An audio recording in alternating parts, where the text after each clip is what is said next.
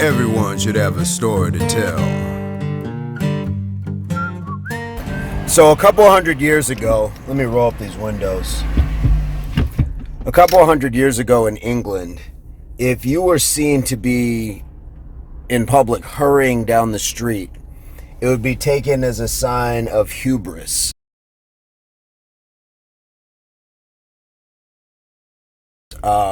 Meaning that society or people in general would have looked at you as somebody who had taken on more than they can handle.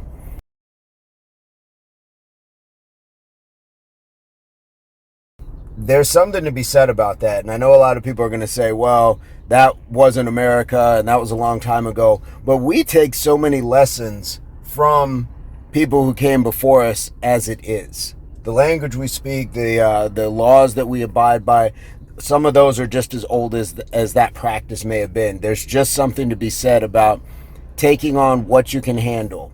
This parlays into not trying to keep up with the Joneses. That's the whole point of that ideology, is to not take on more than you can handle. Live within your means. Does that sound familiar?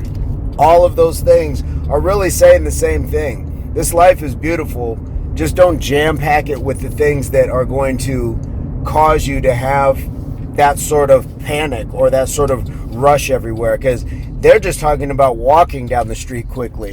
Now we are on phones, we're eating food, we're trying to multitask, and just because you can do all of those things at the same time doesn't always mean that you should. And even if you are in a position maybe once in a while where you have to do that, that's way different than that being your everyday existence. Another staying on those terms is burning the candle at both ends. It all speaks to just doing too much at times. So this is a short message, a short presentation, but something that, again, I hope is an introduction, a reminder, and just something that each one of us can take inwardly and say, are there things that I can kind of purge out of my life that I don't have to have? It's like expenditures as well. What can I take out of my spending so my budget is more flexible, so I have more room for saving, so I have more room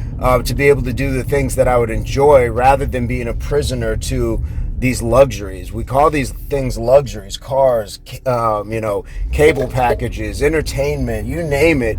But so many times we are just prisoners to them because we have to now hurry from place to place to often have to pay for these things. So again, I'm going to keep it short. I'm going to leave it at that. I think the message is clear. I hope this finds everybody in a good place, in good health and spirits. And until the next one, peace, love, unity, solidarity.